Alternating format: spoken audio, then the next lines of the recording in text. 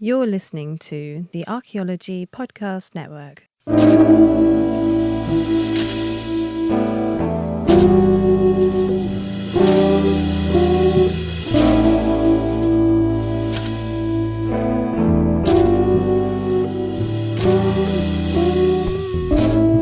Hello and welcome to the CRMArchaeology Podcast, episode 268 for July 12th, 2023.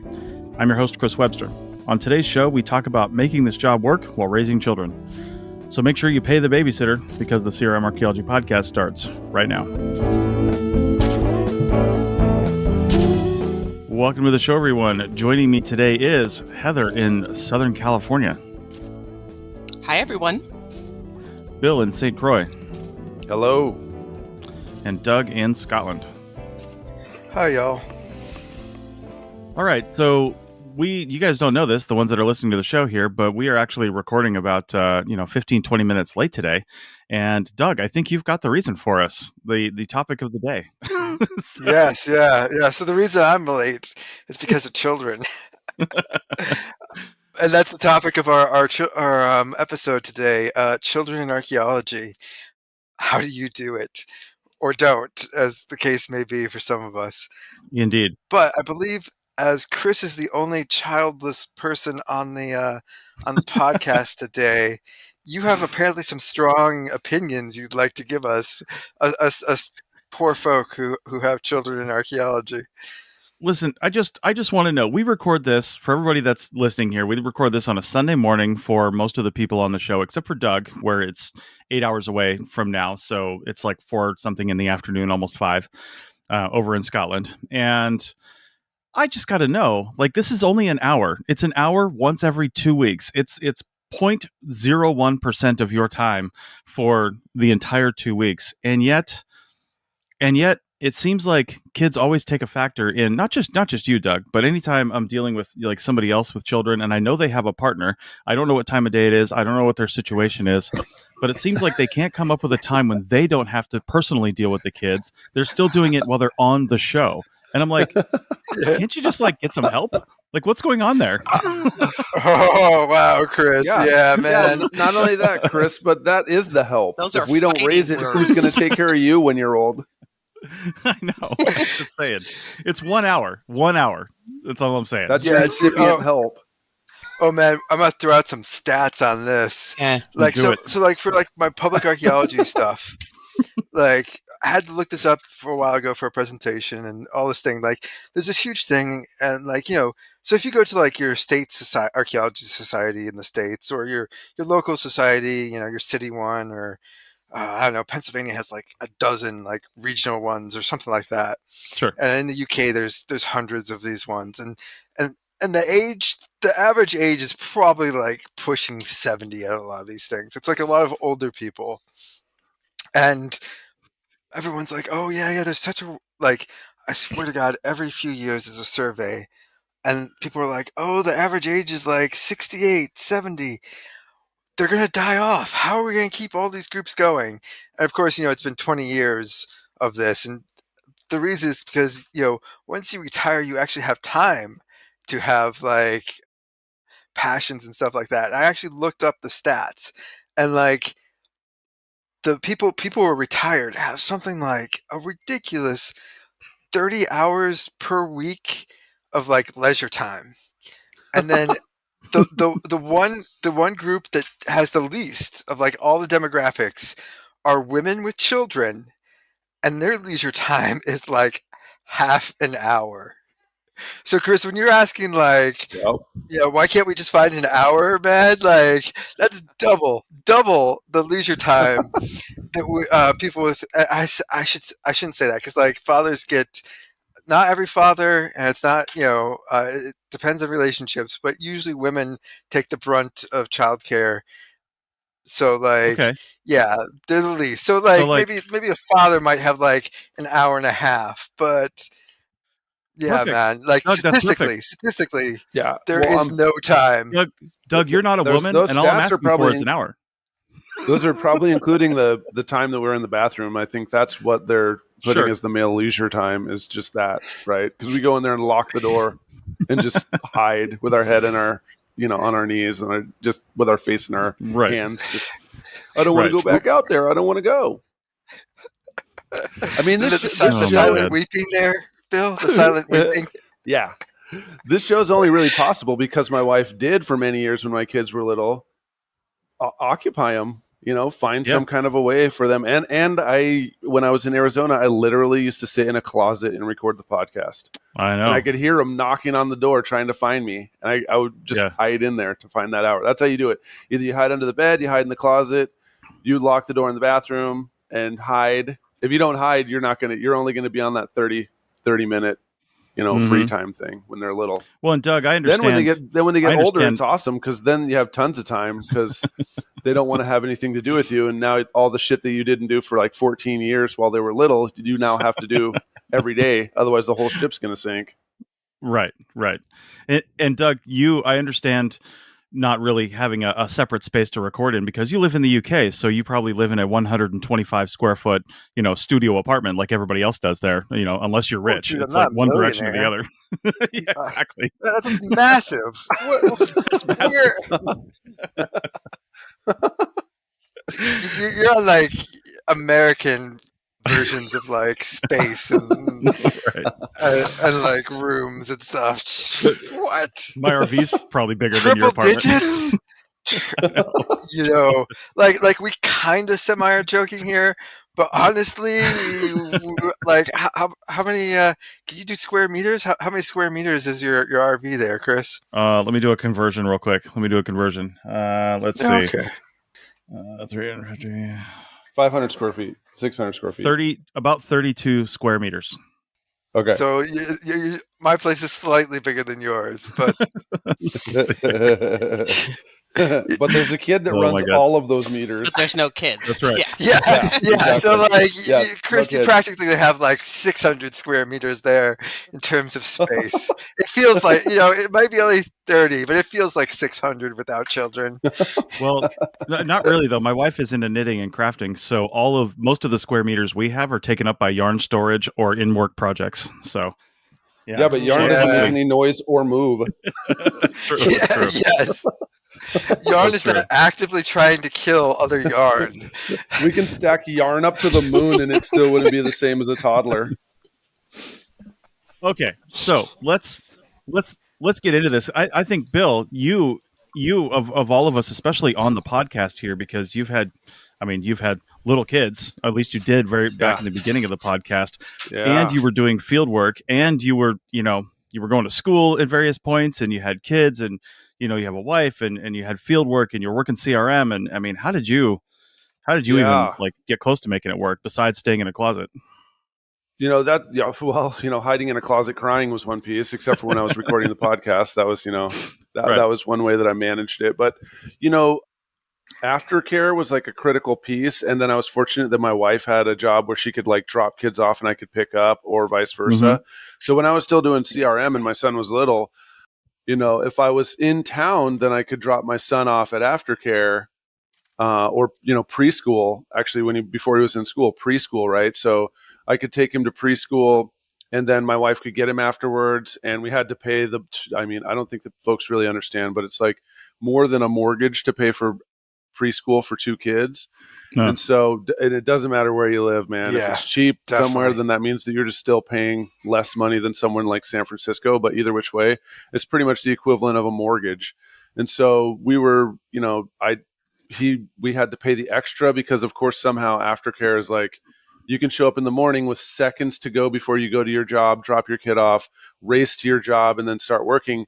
And then you need to just basically appear exactly at 5, or you have to pay this extra time thing for like an hour or 2. A lot of them have this kind of tiered paying. So then you're paying the extra time because you can't commute or get to your kid. So, that's definitely how we survived when my son was little. But then when I had 2 kids, I was in my PhD program, so I could drop them both off at preschool, go to campus and work, and then go and get them before that extra time thing. And then, of course, when my son was in elementary school, then he just went to aftercare. So aftercare is more affordable than preschool by a large margin. And so as your kids get older, you actually spend less money on preschool because they only need aftercare because school basically takes up the other half of it. And so the only way we were able to make it work is that my wife could be flexible and do that when I was in the field, right? So when I'm in the middle of nowhere, she has to do all of that. She has to take them in and she has to pick them up. And so for, until the pandemic, till we could work from home, that's just what we did. 11 years, 11 years of that. So, Bill, as somebody with no kids, I mean, obviously I've heard of daycare, but I don't think I've ever even heard of aftercare. Is that like a Tucson thing, or is that all over the place, or just the term for a place you'd send your kids after school? Yes. Yeah. By the time so preschool is huge because, and I actually feel like you should spend as much as you think is functional on preschool. It's actually worth more than college. In fact, don't even save for college as long as you can send them to a good preschool. Because at a good preschool, they'll get to learn. They'll be way ahead of other kids when they get to kindergarten. And so, I feel like the money is best spent when they're really little. Of course, that's when you have the least amount of money. So that's pretty rough. But, preschool is like all day. Or daycare, right? So you want to send them to a preschool / daycare. And then they'll keep them from anywhere from like 8 a.m. or 8:30, unless you pay extra money to drop them off early. And then you can come and get them, and you need to be there by like 6 or 7 or something like that, or they start charging you. And if you do it too many times, then they'll just kick your kid out. And it is really, really crazy hard to get your kid into preschool, crazy hard. And so aftercare is a cool thing that's run by usually your school district or your city parks or something like that. And so that's associated with your school. So when the kid finishes, they just kind of go with aftercare kids and finish their homework, and then they get to play and hang out until you can come and get them. But of course, you drop your kid off at school and then they just stay there for 2 to 3 hours after school. And it is way cheaper because it's pretty much subsidized by the school, but it is even harder than preschool to get into. I mean, when we got to California, if aftercare opens on April something in the morning, when the city parks thing opens at like 9 a.m., you need to be there around 7 o'clock because you need to be there with a full check to pay for all the aftercare. Because seriously, if you don't understand how it works, man, your kid is not getting an aftercare. So the day it opens, you need to take that day off or that entire morning and be in that line and sit there and wait to get your kid in because it's just such a high demand. I mean, it's ridiculously competitive. I'm not even talking about education wise. I'm talking about finding a place that's safe where they don't just watch TV all day to put your kid while you go to work. Right. Yeah. Wow. That's crazy. I mean, I knew a lot of the resources related to children. I mean, like daycare, preschool, I mean, good schools, things like that was always competitive, but yeah, I'd never even heard of aftercare, but that totally makes sense. We just went to the boys club, boys and girls club. Yeah. They just let us go there and do whatever we want. Yeah. So that was what my sister had when she was in middle school and she lived with us in Seattle. She went to the Boys and Girls Club and that was only like $50 or $60 a month or something like that. This was like 2008 or something like that. I think when I had kids in preschool, when they're babies, it's even more expensive. But I think when I had kids in preschool, they were both going to the same preschool before my son went to school. And we were living in Tucson, and I think my mortgage was like $900 a month, and I think I was spending like $1,200 a month on preschool. And then when we moved to California, my son was in aftercare, and my daughter was still in preschool for 1 year, and I think we were paying like, I don't even remember, man, like $2,400, $2,600 a month for that. Wow.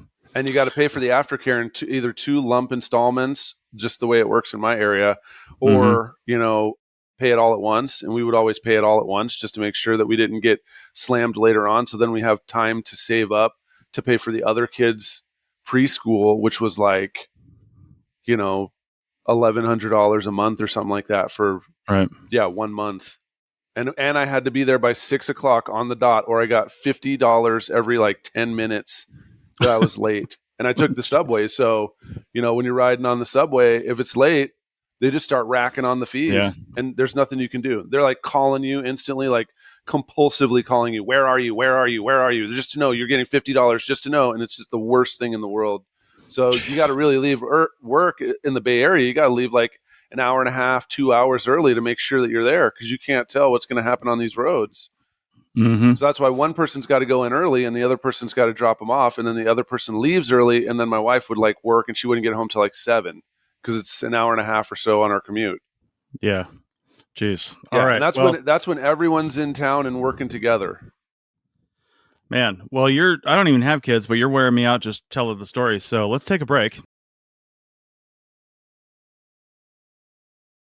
Welcome back to the CRM Archaeology Podcast, episode 268. And we're talking about raising children in the field. Well, raising children while being an archaeologist, I guess, not necessarily in the field, but maybe sometimes in the field. We just heard Bill talking about, how much of a struggle it was. And that was with a 2-parent household. And you just got to have massive coordination. But what if you're a single parent and you're trying to raise kids and do archaeology and have a career?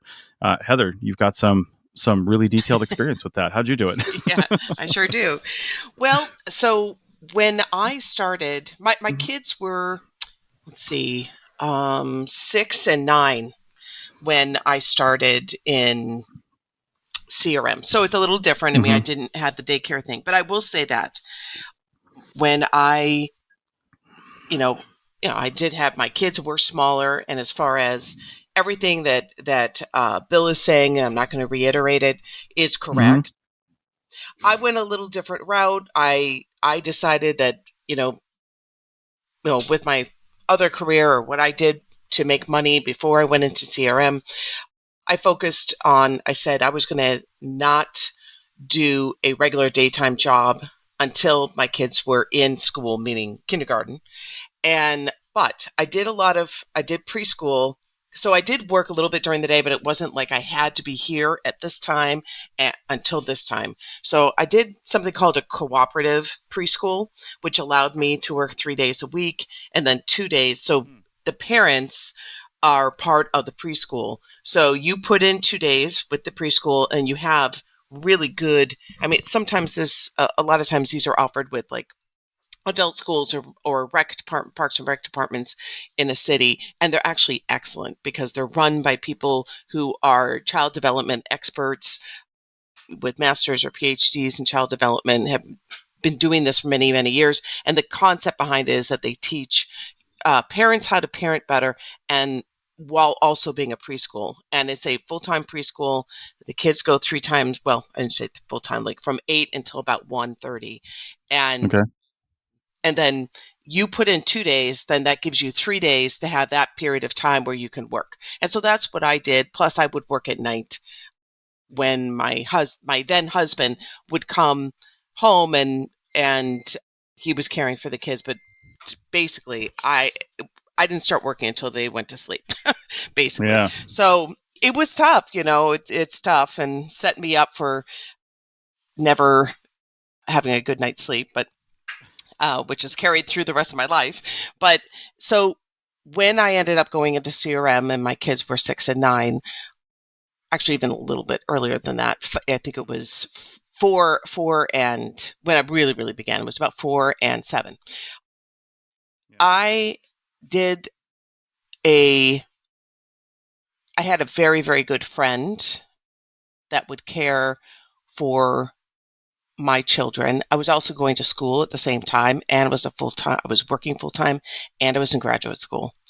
So it was tough, but I did have some great teachers and I also had very well-behaved children, and I was able to bring, I scheduled everything. My whole life was my children, school, and work. There was no extracurricular of anything, no going out with friends. That was my focus, and I understood that.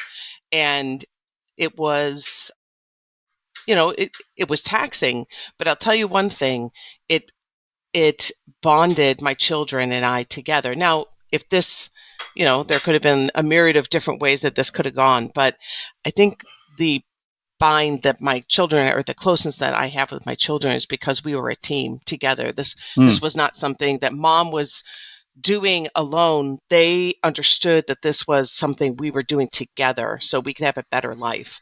And that was cool. It wasn't like this mantra that I said all the time, like we just understood it. And I was very fortunate to have some wonderful professors. I didn't take advantage of it. There were some classes it wasn't appropriate to bring them, but there were sometimes, like if I was working in the lab and doing lab work, my professors, I even had some of them were like, hey, I've got some great movies, and they would put it on the big screen, and or my kids would actually sort with me my kids got very good at sorting, distinguishing fishbone from the rest. I mean, it was a team effort, and I really do think that in the long run, it helped our relationship. But it was tough, and I think I couldn't have done it without supportive professors and without the help of a best friend at the time who we had children around the same age. I helped her whenever I could, and she helped me whenever she could. And that was the only way I was able to do it. Wow, that's crazy. And so that was when you were in school, and School and were they working, both. school and working? I mean, how do you do like out of town field work and stuff like that? Well, I got very lucky. I was on, and well, I shouldn't say I got very lucky. I worked towards working for a company where I could get a local job. And I ended up on a Superfund cleanup site project that was probably one of the coolest projects I'll ever be on in my entire life, which was one of the first ones I did. And that was a long term. I worked on that project for 4.5 years.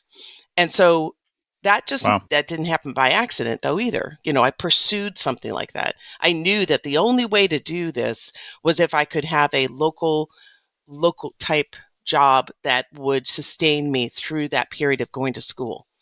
And then I did travel a little bit, but sometimes I would the only time I would travel so that I could either do a trade-off with my employers where you've been great to me here. I'm going to I'll give you periods of time that I'm able to go wherever you want to send me. So it was it was kind of a deal that we made. And so when my ex-husband at that point would have the kids for 2 weeks during the summer, I would say, okay, I've got or 2 weeks here or 1 week there. I said, I have these 2 weeks, wherever you need me, I can go. And then that's when I would travel, was when I had those periods of time where he would have them for a straight shot. So it takes a lot of planning. I think you hit the nail on the head though. I mean, that's kind of the way you do a CRM career is you create it yourselves. So many times we see people in like social media groups and things like that saying, oh, I can't find a job doing this exact one tiny little thing, but you've got to be flexible and find the things that match exactly what you want to do, because they are out there. You might have to be extremely flexible for it, but those things are out there, and you don't just necessarily take what's coming to you. I mean, find the things that fit your lifestyle and what you need and want to do. It doesn't always work out that way. You had a pretty good circumstance there, but you can craft your own luck. Yeah, and you have to have a dialogue. And I know that's scary, especially if you're newer in your career. It's scary, but it's actually an opportunity for you to get to know your employer. And I say this to my kids all the time, just in general, when it comes to teachers. I say, I know it's scary to go over to a teacher, a professor or a high school teacher and say, I need help. Like, I'm buried. I don't understand this. And you think, oh, they're going to judge me or whatever. And I said, most people want to help others. And when you go to them and you say, I need help, and you're just asking for, you say, listen, these are my situations. I'm not asking for anything extra special. I'm going to work, but I just want to say, this is where I'm at. Is there something that we can do here? And the employer, any employer, most people are going to want to help you. And in fact, it's an opportunity for you to build a relationship with your employer or your professors, and they have buy-in now. Like, they are invested in you, just like you are invested in your career. And so, no one can make this life a success alone, right? We're not on an island. We need help from each other. You just have to swallow the pride and ask for it. But also don't expect it. Doug. You can't go in there like this attitude of, you're going to give it to me, right? Exactly. Yeah, it's also a good way to sort of figure out who you want to work for. Now, I do realize that, certain more rural locations, you may only have one archaeology employer, and that's it. But usually, like in most larger cities, most states, most places, you're going to have a couple of choices. And this is a good opportunity to find out who you actually want to work for. And it goes both ways. So, one, a lot of employers will have had children too, so they'll understand. But two, it's how flexible are they willing to be, or how much are they willing to work with people to get the best out of them. And that's getting the best out of you if you have children and trying to work around a tough schedule like that.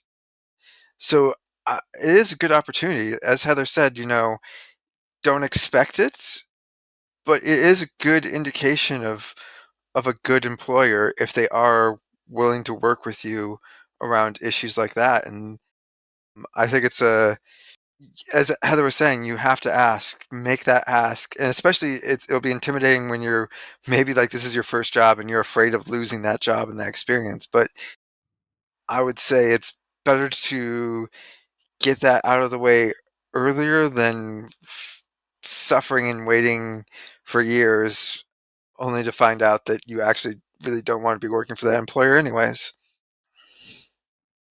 Indeed. Now, Doug, you had a comment on sleep earlier too, talking about working at night and that kind of schedule. Yeah, revenge work. So like, yeah, no, it's this thing. So like, if you've had like with small children, like you really when they're home, yeah, maybe you can answer a quick email here with autocorrect or auto suggestion where you just type away and hit OK. And like there's little bits and pieces you could do here, but you can't actually do much with children around, young children. I don't know. Maybe it gets better, but from the sounds of it from Bill, I have to wait get like better. at least another decade or so. No, it gets better. How old is your daughter? 3.5. Yeah, you only is have the like oldest. you only have like 2 more years. You're good. You'll make it. Yeah. But like when they're younger, you just can't do work, and then getting them to bed is a chore. Basically you're tired, you're exhausted, but it is the only time you have alone without like children and stuff. So you end up doing work when you should be going to sleep because it's like it's your only time to have some solitude. It's the only time to get stuff done. My wife and I have talked about it, and it was actually one of our friends she's a former archaeologist who also talked about it and basically coined that term, like revenge working. When it's like late at night and you should be asleep because like your kids are going to be up like 3 times during the night. You're not going to get solid hours. But you just work because like yes, it's freedom. Yeah, I used to I mean, my son was a horrible sleeper, but I lived in Arizona, so a lot of times we had to leave for work at 4 a.m. or maybe even early to get there when the sun comes up. So when he was really little, I'd wake up at like 3:45 or 4 and then hang out with him for an hour or two till he was ready to go to sleep. And then I'd put him back in with my wife, and then I'd get ready to go to work, and then I'd work and like come and get him from aftercare. And it was really tough when I was like in Tucson and not out in the field, because then I'd get home at like 5 o'clock and I'd be totally drained and exhausted. And as soon as my wife would come home, I would just go to sleep. Basically 8 o'clock, 9 o'clock, I'd pass out, and then I'd do it again. I'd wake up, and that time from like 5 to probably 7 or 8 in the morning, if I was in town, was the time that I could actually write. And I also started taking naps in them. Like, people laugh at me, man, but at lunch I would just eat my food and then sleep. And I also, when we were in Arizona and it was super hot, I would just, save up all the breaks for the whole day. And then we would just work, if we were doing a 10-hour day, we'd work like till we only had a couple hours left in the day, and then use like your lunch and all your breaks at once. So you get an hour, and then sit in the air conditioned Jeep or whatever. And I'd sleep for 20 or 30 minutes just so that I could survive and, drive the Jeep to get back home. And now my son is 13, my daughter's 10, and I still wake up at 4:45. Like, even when I go to sleep at like 11 o'clock, I'll still wake up at 4 or 5 in the morning, and then maybe I can go back to sleep, or I'll just sleep in the middle of the day too. The naps, like, I just don't stop. I just keep doing a nap. I wish I could nap. It's just not something my body allows me to do. I just pass out just like an old granddad. Yeah. All right, guys. Oh, do you want to go to the next segment? No. I was really going to bring you in, so go ahead. Oh, okay. So I have somebody on my team who has a 7-month-old, and she's been on our team for 5, 6 years, and so we have a program. Basically, she just there was a point where she was actually moving to another area, and my boss at the time was like, okay, well, we'll just say goodbye. And I knew she was so valuable. And plus she's become a friend over the time. I said, we need to bend over backwards here to make this work. I think she can still work from us. And so we started already on that path of making things work even before she had children, and it worked out well. And she was working remote even, before COVID. And it was, an employer having flexibility with a very valuable employee. So that's one thing to think about, is that this isn't just, in this day and age, I think a lot of times there's a lot of talk about what employers are doing for employees, but it is important that you establish yourself as a valuable employee. And sometimes you don't know the employer, and it's going to be difficult because they don't know you. But the one thing bit of advice I would give is that you need to be a valuable employee where you're bringing value. You're not just showing up and doing the work. You're a valuable employee. So that was, what this one individual was. I'm not going to mention her name just for her sake. But then she had a child, and we were, just because we're a very close team, we're all excited, and we are invested in making this work. And she's like, I don't know how I'm going to make this work. I think at first she said, like any new mom, I can do this, I'll just put them down to naps, and during the day they can play and they'll be fine, and I can work. And those of us with children were like, yeah, that's probably not going to work. But she had to learn it on her own. And so now what happens is we have a list of tasks that need to happen, and we just shoot that into our Zoom channel, and we have, this is what needs to happen. And we also have set her up in a role, which she had already kind of been in, but she's in it even more now, where she's the manager. She's the disseminator of tasks to the rest of the team. She's also, schedule. She keeps up our schedule. She does all of these tasks that everybody, when you are working 8 hours, you think you have plenty of time, right? But you're going from task to task to task, and keeping up the organization to make sure that the workflow is as efficient as possible is difficult to do.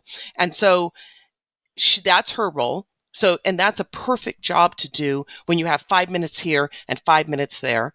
And so during the day, she works when she can, when we call him BB, allows her to work, basically. And then she does a lot of work because she naps with him. So when he's napping, she's napping. And she does a lot of work late at night. And so as an employer, I would say the advice, if you supervise people and you don't have to shut that down. You just have to be creative and figure out what would be the best role for this one individual. And we could not survive as a team without her. Our workflow would not be as effective and successful as it is without her. And so we just have a list of tasks, and she jumps on them when she's able to work. So it's not the typical 8 hours, and she actually doesn't get a full 8 hours in. She gets in what she can. And so her hours fluctuate. And that's the other thing, is that we're working, and you have to talk to HR and say, what can we do? I mean, these aren't hard and fast, where she's still considered a full-time employee. She's working part-time hours right now, but we were able to kind of stretch out this concept of her maternity leave in a creative way, and working with HR, and it works. And she's 7 months down the road, and she's still working with that strategy, and it works for everyone. So it can be done. You just have to be creative. Yeah, man, like you're never more cocky than before you have children about being able to do work with children. like when you described like her thing, basically we had that same thing about like, yeah, we'll be able to do this and that, and when the kid naps, I'll be able to do work, and yeah, like, man, it's like that saying, like, no plan survives first contact with the enemy. Like every single person. So if you don't have children and you're listening to this podcast, you may have some dreams about like if you plan to have children that you might be able to like have a minimal impact upon your working life, and you won't have to get as creative as Heather just described. And that never works out. It's like you have dreams and they are destroyed almost instantly.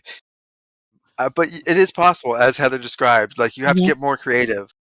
Just think when you're gonna have kids, you have to be way more creative than just this idea of like, oh yeah, there'll be some naps, or I can just put them in the corner with a ball or something, and that'll entertain them for like 6 hours. That's not possible.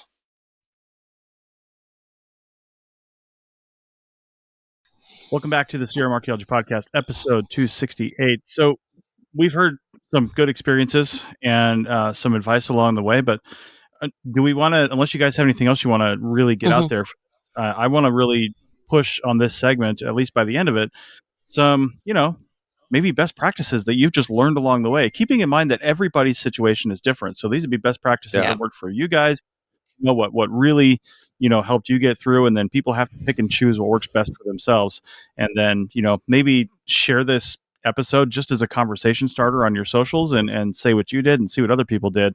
You might find that there's a surprising number of people going through the same thing you are, and they might have some good helpful tips. So I don't know who wants to go first, but I'm interested in hearing this because I have nothing. I can go first. I can go first.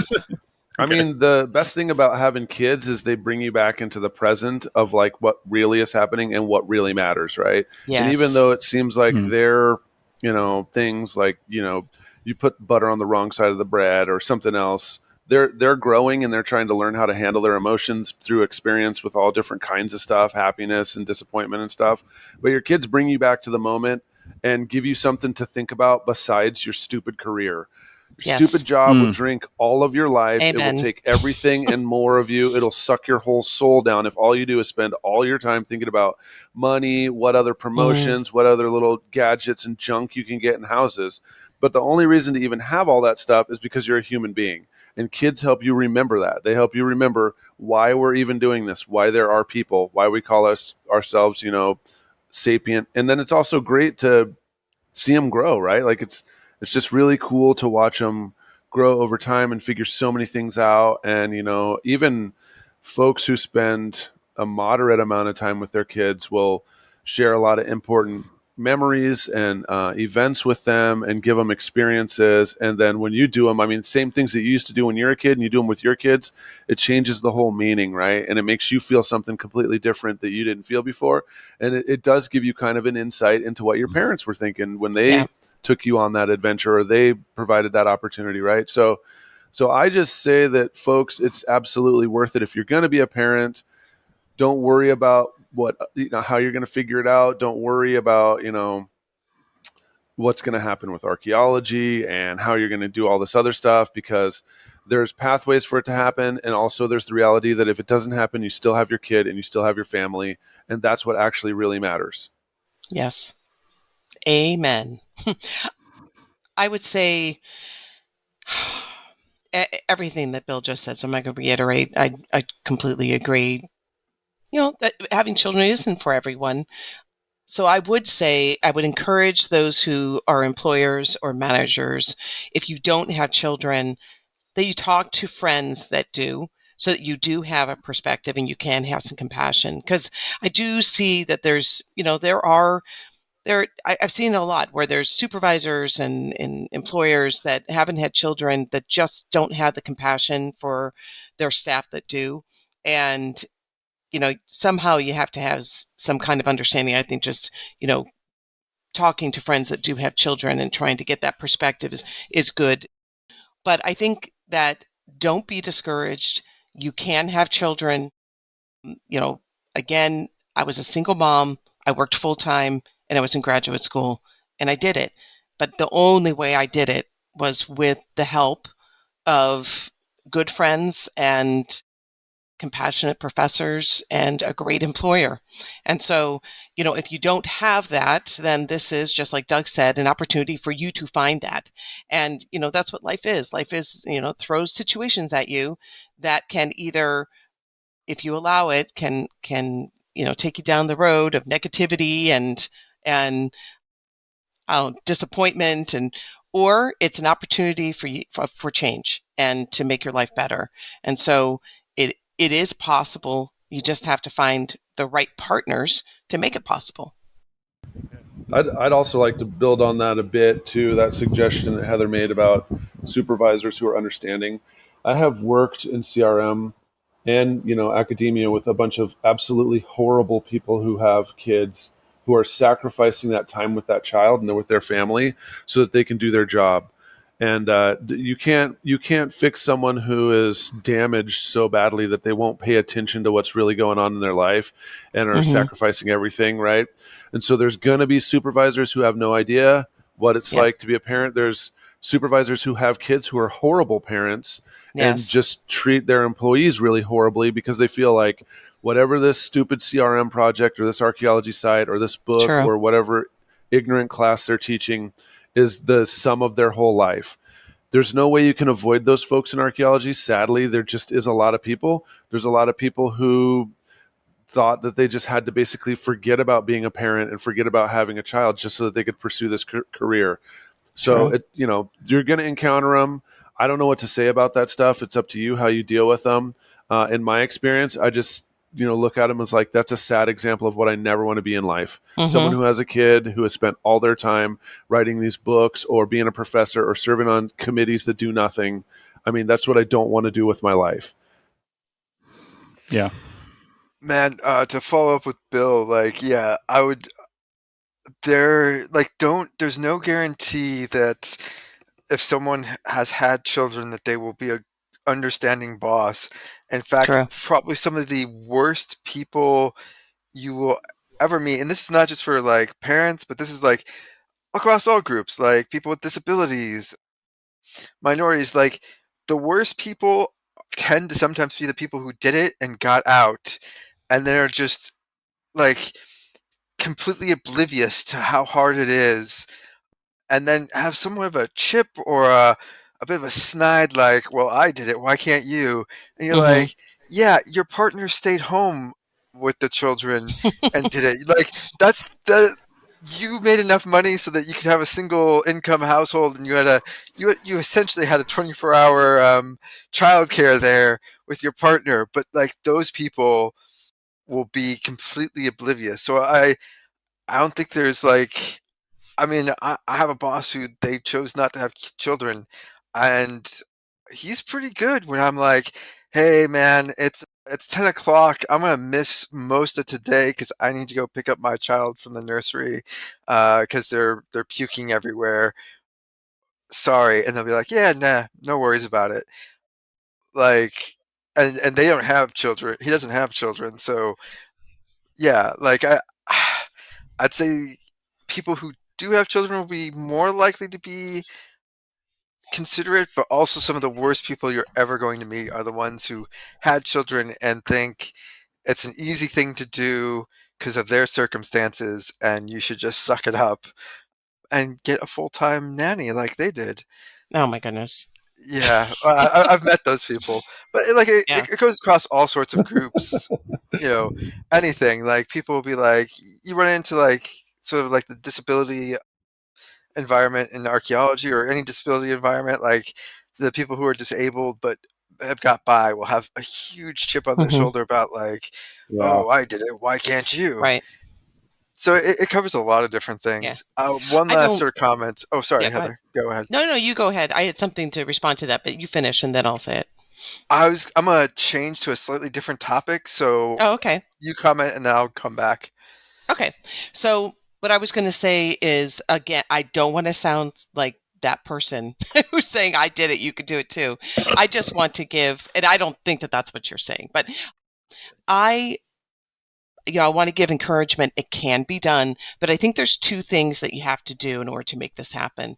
And from an employee standpoint, number one, you have to be intentional. You have to know what your deal breakers are. What are those things? Like, you have to look at what, and those things are going to change. You have to reevaluate it, because those of us that are parents know that just, I think that's been a thread throughout this entire conversation, is that things don't go the way you think they're going to go. They always switch up. So I think that you have to be intentional, and you have to do reevaluations over your parenting periods, but you have to say, these are things that are deal breakers for me. I must do this with my child. I am going to do this with these. I am going to spend a considerable, I'm not going to allow my work to get in the way of being a good parent, period. But what does that mean? And you have to write that down and say, this is what it means for me right now, and be intentional about it. And then the second thing is honesty.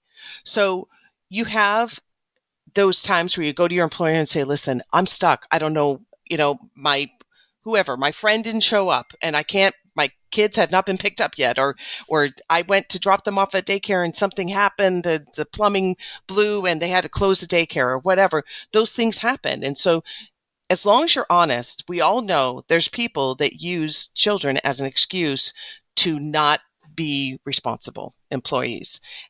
That doesn't happen all the time, but it does happen, and employers should not assume. But as an employer or employee, you have to be honest. Do not use your children as an excuse to get away with other things, so that when you really are giving a reason why something can't happen, that it's honest and it's true. So, and that's when your employer is going to, or they should, a good person should understand and work with you. But if you're always using your children as an excuse, that gets old after a time. So I would say the two things are being intentional as a parent, a working parent, and being honest. Okay, that's really good. Any other advice or things you should do? Go ahead, Doug. Well, sort of a off tangent, but related, is one thing you sort of find, weirdly, after having a toddler, as Bill was saying earlier, where they're learning to manage their emotions, and that's a difficult time and stuff. But it also helps you a lot in your work when you realize how many people out there are emotionally stunted.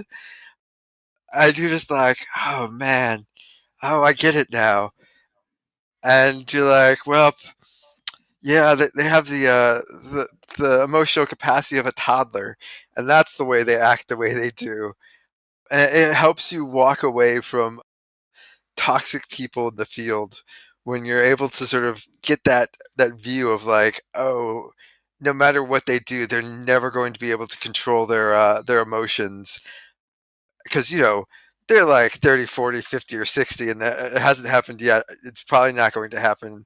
But yeah, having children can put a lot of work in perspective, and help you be able to deal with difficult people, mainly because every day is like living with a mini terrorist, or man, it's describing, if you were to describe a toddler, it's like describing the Joker from Batman.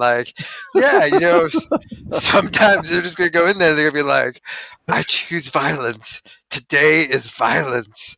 I love you, Dada. Violence. I love you, Dada. Violence. And you guys laugh because you know that. That's awesome. Yeah, it is. It is.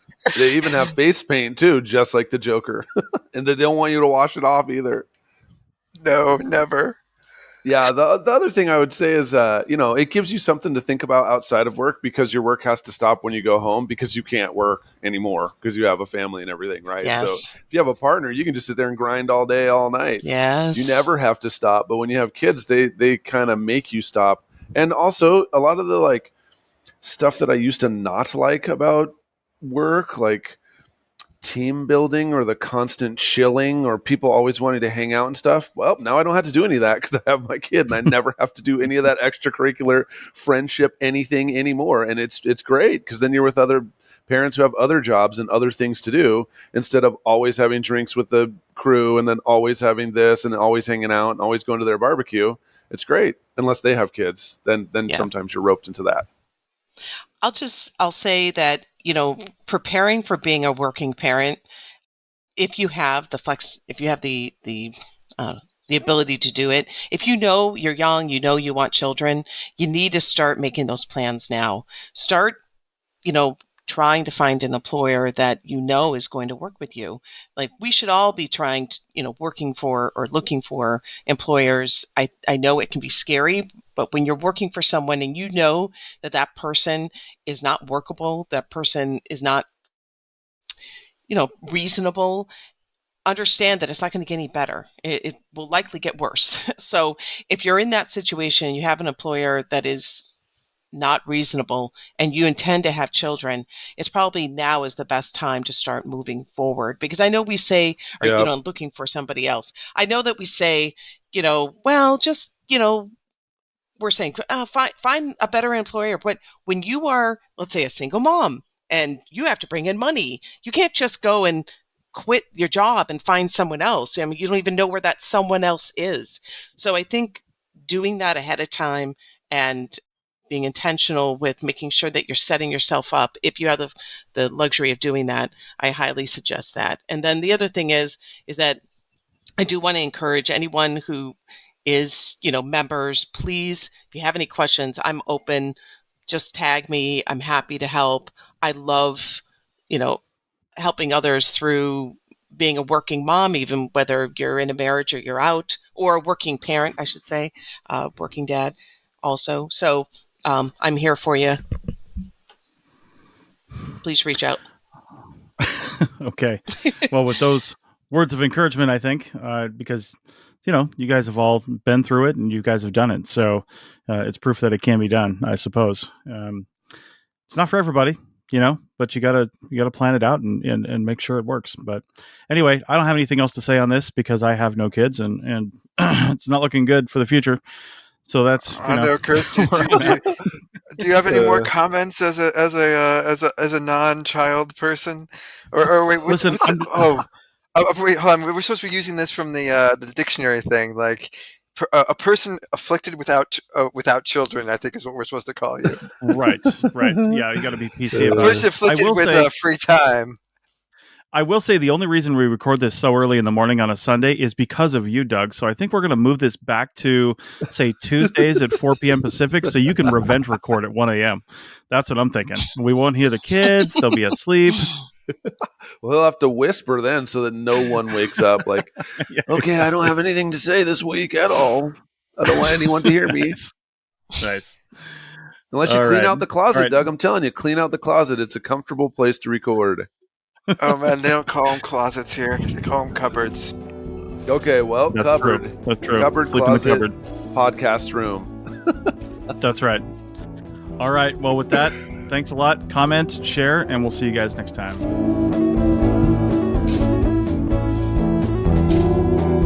Thanks to everyone for joining me this week. Thanks also to the listeners for tuning in, and we'll see you in the field. Goodbye. Bye. Bye, everybody. Doug, you gave a normal goodbye last time. I was a little disappointed for Andrew. Like, he said it, and you're just like, goodbye. I almost had to put something else in. We need his daughter to say yes, exactly, yeah. He's gotta We get his need kid. another co-host to help with the bye-bye. Uh-huh. All right, well, for once his kid's not sitting by the microphone making noise. I know. Like, where are they? Doug, pre-plan. Like, Didn't we just record a whole segment on plan ahead? If you have a kid, plan ahead. Goodbye.